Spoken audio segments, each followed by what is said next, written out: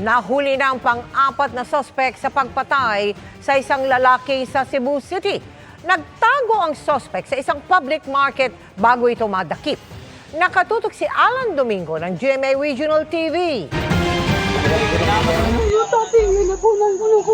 Labis ang paghinagpis ng babaeng ito na makita ang karumaldumal na sinapit ng kanyang kapatid na si Giovanni Acerbong Hanoy.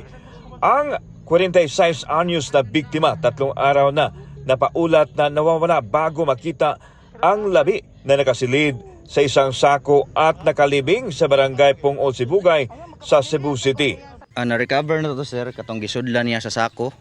Unya og katong trapal nga iyang gitabon sa pateng lawa sir.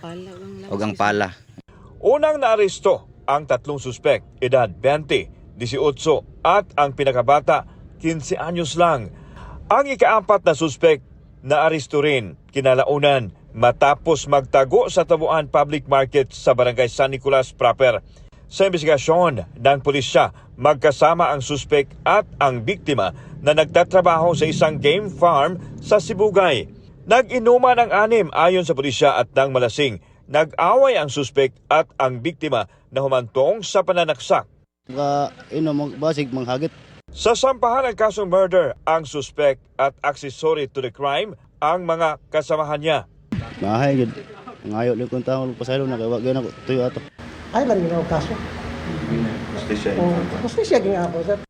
Mula sa GMA Regional TV at GMA Integrated News, Alan Domingo nakatutok, 24 oras.